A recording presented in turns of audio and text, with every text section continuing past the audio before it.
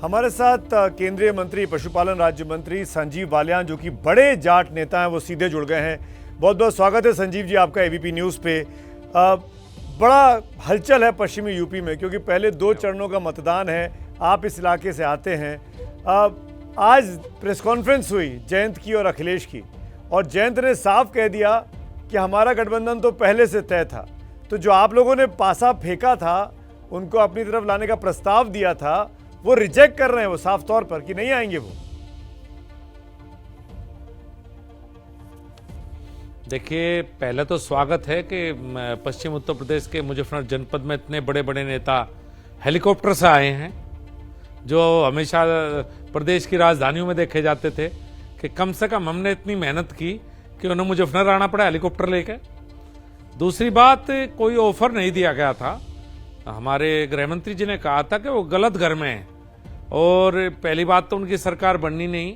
अगर कहीं हो भी गया तो उन्हें कोई नहीं पूछेगा, आजम खान को पूछेंगे। तो उनकी बात का मतलब दूसरा निकाला गया। वो जहां है वो खुश है, उनकी इच्छा है, उनकी पार्टी है, वो कहीं भी गठबंधन कर सकते हैं।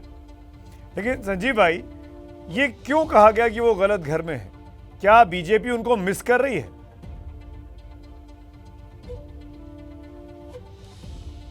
मिस तो कई बार करते भी हैं। वो पहले हमारे साथ रहे, 2009 में सांसद भारतीय जनता पार्टी के सहयोग से ही बने थे। उससे पहले चौधरी अजीत सिंह भी कई चुनाव भारतीय जनता पार्टी के साथ लड़े लगातार। बात ये नहीं, उनकी इच्छा है, मिस की बात नहीं। वो एक जब भाषण देते हैं तो हम भी कहते हैं कि वोट आप गठबंधन में किसी दूसरे दल की वजह से कर दे रहे हो, तो भी अखिलेश यादव ही तो मुख्यमंत्री बनेगा। वो मुख्यमंत्री किसे बनाना चाहते हैं? अखिलेश यादव को। और देखिए, अखिलेश यादव हमारी पश्चिम उत्तर प्रदेश वालों की दुखती रग है। हम किसी को स्वीकार कर सकते तो अगर जयंत चौधरी नहीं कर सकते, बीजेपी को साथ हाथ मिला लें, ज्वाइन कर लें, तो क्या बीजेपी जयंत चौधरी को मुख्यमंत्री बना देगी? चौधरी चरण सिंह की विरासत को इतना मानती है बीजेपी, अपना मुख्यमंत्री ना बनाकर जयंत चौधरी को मुख्यमंत्री बना दे?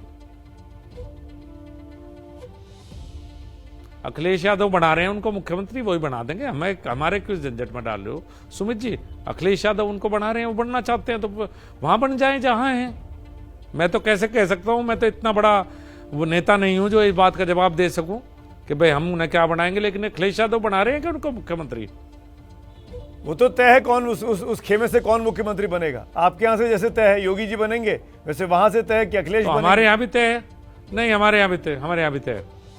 तो आप क्या तो मुकाबला तो अखिलेश और योगी जी के बीच हुआ ना। तो आप क्या जयंत डिप्टी सीएम बन सकते हैं? ये प्रस्ताव है क्या? बिल्कुल मेरी तरफ से कुछ नहीं है। मेरी पार्टी में बहुत नेता मेरे से ऊपर बैठे हैं। मेरे राष्ट्रीय अध्यक्ष निर्णय लेते हैं, मेरे गृहमंत्री निर्णय लेते हैं, और उन्हें न्योता नहीं भेजा था। उन्होंने कहा था कि भाई ये गलत घर में चले गए, वहां से कोई नहीं पूछने का। आगे कभी देखेंगे, ये बात तरह की बात हुई तो उसका जवाब शायद वो देंगे। आप मेरे गृहमंत्री की बात का स्पष्टीकरण मेरे से क्यों ले रहे हो सुमित जी? वो उनसे नहीं, हम तो उस बैठक में थी नहीं। आप लोग बैठक में थे, बाहर निकलकर आपने, परवेश भाई ने, कैप्टन अभिमन्यु ने जो बातें कही वही हमने सुनी। तो आप ही बता सकते हो कि अंदर हुआ क्या था, इसीलिए आपसे पूछ रहा था। मैंने कोई बात नहीं कही। मैंने जो हुआ था वो बता दिया। मेरे गृहमंत्री ने कहा था कि वो गलत घर में है, और उसकी पहली बात तो उनकी सरकार बनेगी नहीं। अगर बन भी गई तो आजम खान जेल से बाहर आवेगा, और आजम खान पहले की तरह पश्चिम उत्तर प्रदेश चलावेगा, इसे कोई नहीं पूछने का। ये कही थी। संजीव भाई, क्या भारतीय जनता पार्टी को ये लग रहा है जी, जैसा कि आपकी बातों से एक मैं हाइपोथेटिकल ले रहा हूं, कि अगर अखिलेश यादव की सरकार बन गई, क्या आपको ये लग रहा है कि स्थिति ऐसी है? क्या इसीलिए जाटों का सम्मेलन करना पड़ रहा है? जाट समुदायों को अमित शाह मिल रहे हैं? पहली बात तो हम 2017 में भी हमारा सम्मेलन हुआ था दिल्ली में, चौधरी वीरेंद्र सिंह के घर पे हम लोग मिले थे। और अभी भारतीय जनता पार्टी ने और सभी दलों ने जातिगत सम्मेलन किए हैं, सामाजिक सम्मेलन बोलते हैं इनका नाम। उसमें सिर्फ जाट का रह गया था और सब जातियों का सम्मेलन हुआ था। तो दूसरी पार्टी ने भी किया। चुनाव से पहले एक परिपाटी है, इसमें अलग से कुछ नहीं है। पता नहीं क्यों इसको इतनी हाइप दे दी गई है। इसमें अलग से कुछ नहीं। पिछली बार भी बैठे थे, बाकी जातियों में भी लोग बैठे हैं। ब्राह्मण सम्मेलन भी हुए हैं, कुर्मी सम्मेलन भी हुए हैं, सभी जातियों के सम्मेलन सभी पार्टियों ने आयोजित किए। नहीं, फिर वहां पर यह कहना मुगलों वाली बात अमित शाह का, कि जो मुगलों के साथ हुआ वो हम भी लड़ रहे हैं, आप भी लड़ रहे थे, जाटों को कहा, ये इस तरह की बातें, इस तरह के स्टेटमेंट क्यों आ रहे हैं?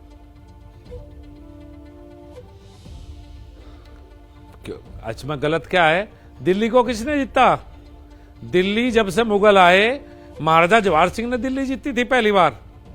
वो अलग बात है कि लाल किले का दरवाजा उखाड़ के भरतपुर लेके चले गए हमारे लोग, नहीं तो दिल्ली पर राज हो जाता। तो वो बात वहां से शुरू हुई, और इसमें गलत क्या है? इस कहने में मैं समझ रहा गृह मंत्री की एक एक बात क्यों पकड़ी जा रही है? भाई जब हम किसी से बात करते हैं, भावनात्मक बातें होती हैं आपस में। मैं वही कह रहा हूं कि भावनात्मक मुद्दों की जरूरत क्यों पड़ रही है? अब तो 5 साल के कामकाज पर वोट होना चाहिए ना।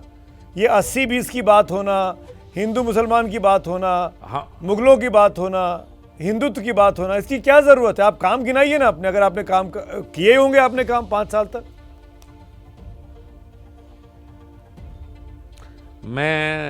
आप भी कभी मुजफ्फरनगर आए तो आना, आप 1.5 घंटे में पहुंच जाते हैं। दिल्ली से पहले 4 घंटे में पहुंचते थे। ये हमारा भाई पुरोहित जी आए, इनसे पूछ लेना कितनी जल्दी आए हो। मेरे घर में इन्वर्टर नहीं है, 24 घंटे बिजली रहती है साहब। ग्रामीण सड़कें जाओ, अगर कहीं आपको गड्ढा दिखाई दे जाए मुजफ्फरनगर में तो मुझे बताना, संजीव बालियान तुम फेल हो। क्राइम 0 है इस समय मुजफ्फरनगर में, पूरे पश्चिम उत्तर प्रदेश में। जहां रात के अंधेरे में कोई मिलने वाला नहीं मिलता था, यहां रात को 9 से 12 का शो देखते हैं अब सब। ये हमारी अचीवमेंट है, इन्हीं के बेस पे हम जनता के बीच में जा रहे हैं। लेकिन साथ के साथ 2012 से 17 का दौर भी याद दिला रहे हैं दोस्त, कि उस समय क्या हालात थे। जब कंपैरिजन करोगे जब ही तो पता लगेगा कि हालत में बदलाव कितना है।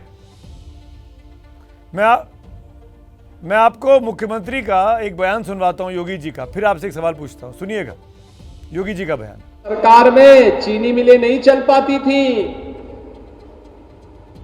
क्योंकि सत्ताधारी दलों के गुंडे आकर के चीनी मिलों से वसूली करते थे। पिछले 5 साल में आपने देखा होगा, गन्ना किसानों का 1,56,000 करोड़ रुपए से अधिक का गन्ना मूल्य का तो भुगतान किया ही किया। अब 12 से 16 दिन के अंदर गन्ना किसानों का करंट सीजन का गन्ना मूल्य का भुगतान भी हो रहा है। अगर भुगतान गन्ना किसानों का कर दिया तो किसान आपके इलाके के क्यों प्रोटेस्ट कर रहे थे? क्यों राकेश टिकैत आज भी आपकी मुखालफत करते दिखाई देते हैं? नाम नहीं लेते हैं बीजेपी का, लेकिन साफ तौर पर उनका दुख, उनका दर्द निकल आता है बाहर।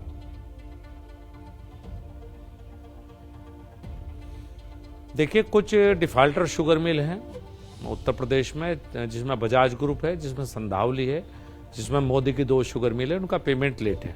मेरे जनपद में 8 शुगर मिल है, 8 में से 7 का पेमेंट बिल्कुल समय पे है।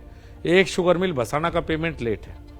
कुछ शुगर मिल ऐसी हैं जिन्हें हम नहीं सुधार पाए, पूरी तरह से ठीक नहीं कर पाए, लेकिन आप कह सकते हैं कि 80% शुगर मिल समय पे भुगतान कर रही हैं। तो किसान नाराज नहीं है? 13-14 महीने प्रोटेस्ट चला दिल्ली की बॉर्डर पे, आप सबने देखा। देखो भाई, किसान नाराज होगा, चुनाव हरा देगा।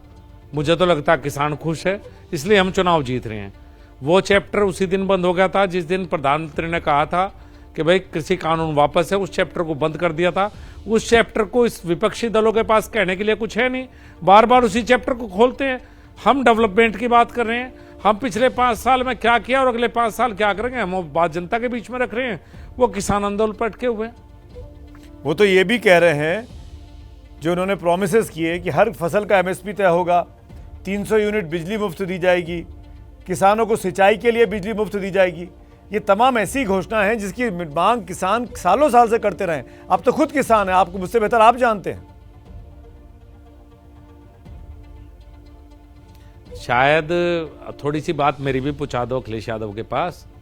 एमएसपी का अधिकार केंद्र सरकार के पास है, क्या वो प्रधानमंत्री का भी बन रहे हैं कि मुख्यमंत्री बन रहे हैं? एमएसपी कब से प्रदेश तय करने लगा? और 2012 से 17 यही मुख्यमंत्री थे। चावल और गेहूं की खरीद कितनी की देख लियो, 7 लाख टन खरीद थी पूरे उत्तर प्रदेश में से।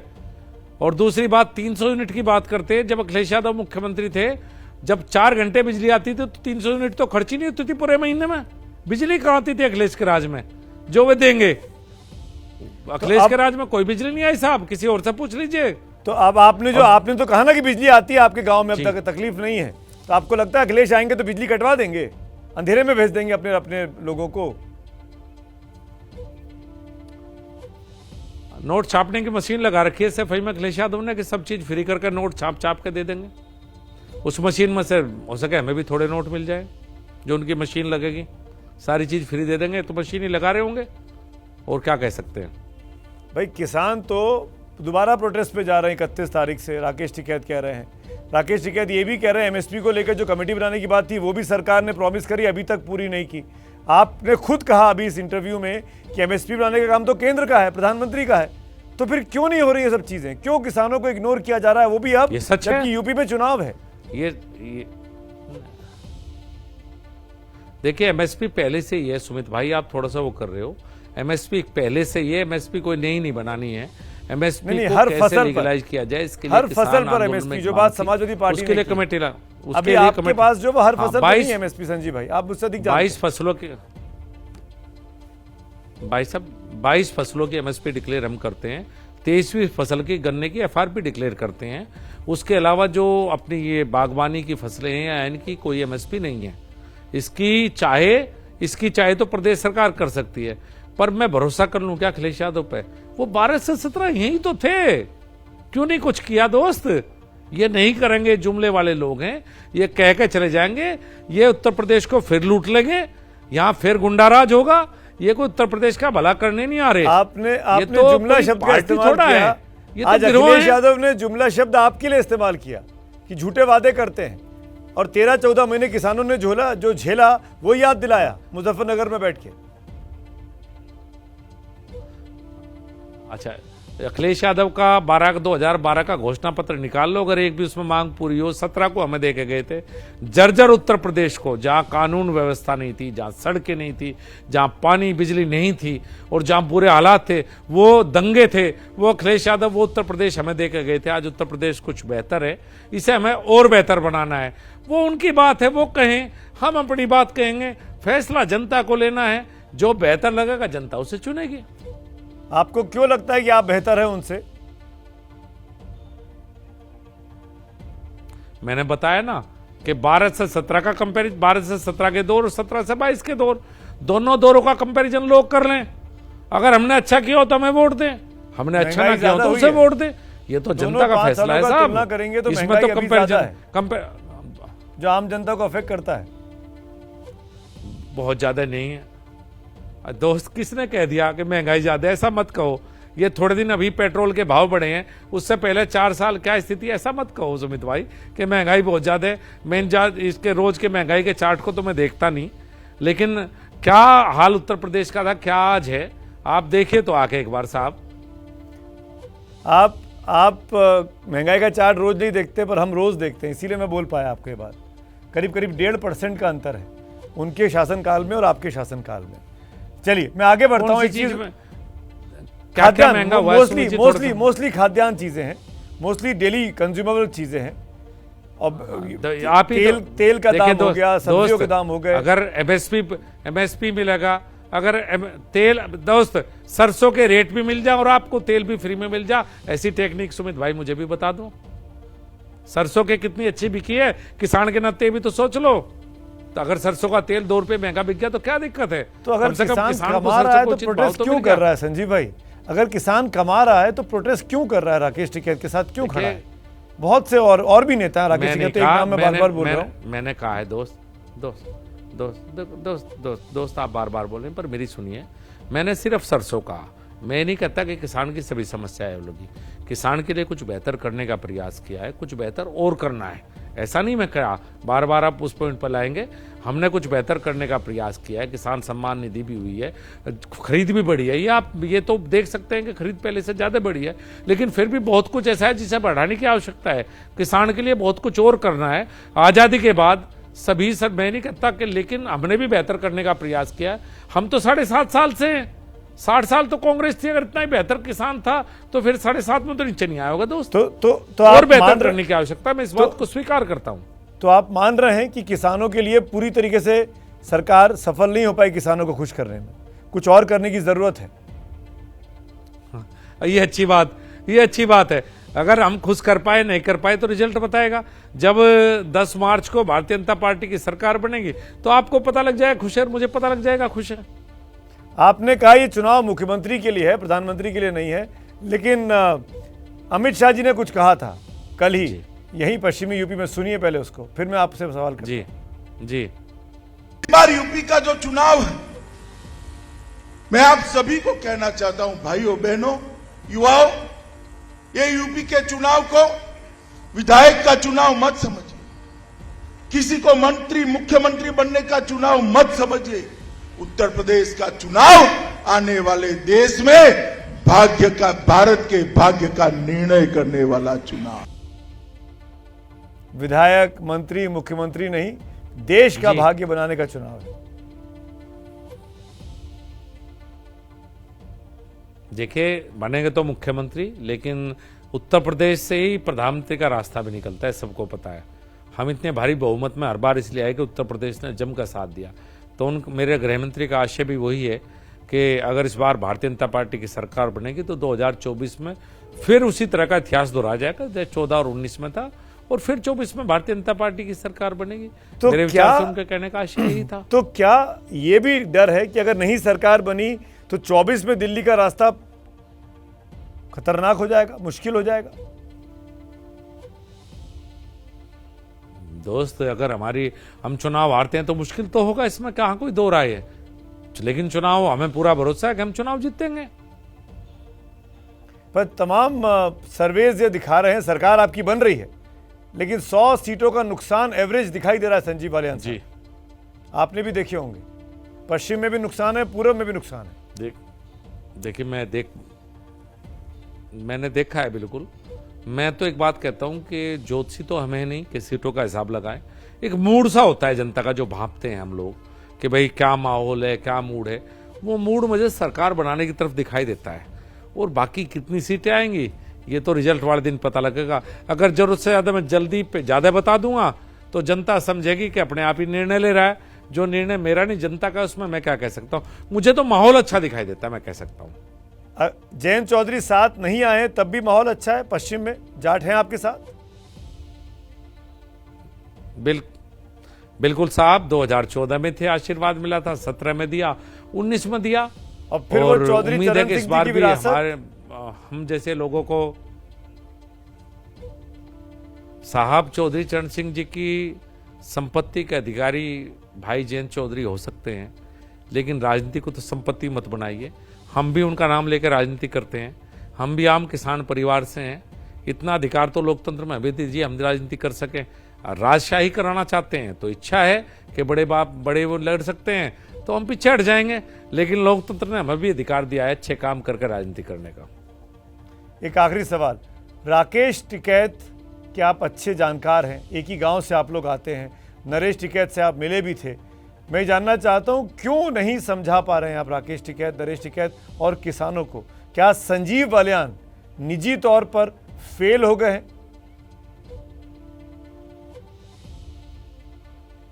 देखिए, राकेश टिकैत, नरेश टिकैत किसान नेता है, मेरे उनसे व्यक्तिगत संबंध है, वे खाप से हैं, हम मिलते हैं जुलते हैं, कोई बात नहीं।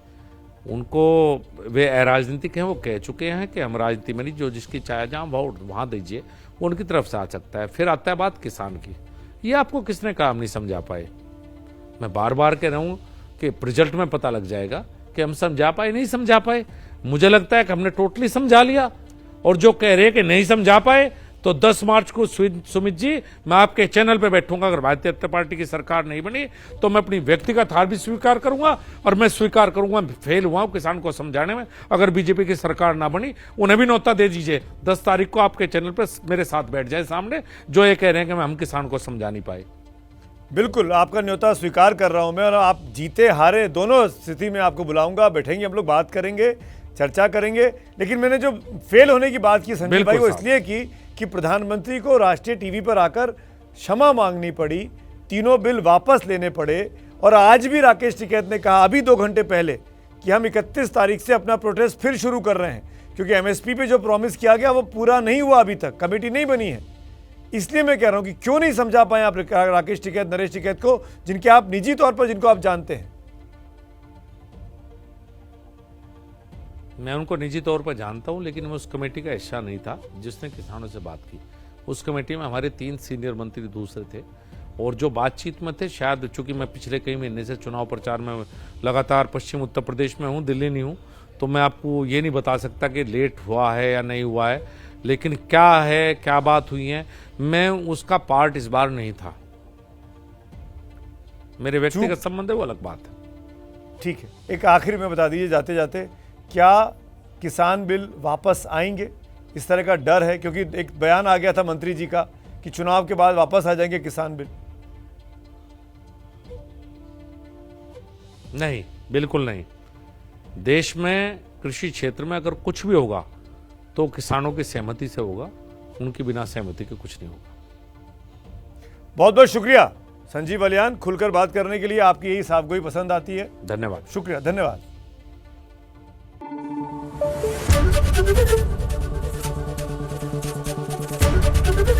एबीपी न्यूज आपको रखे आगे।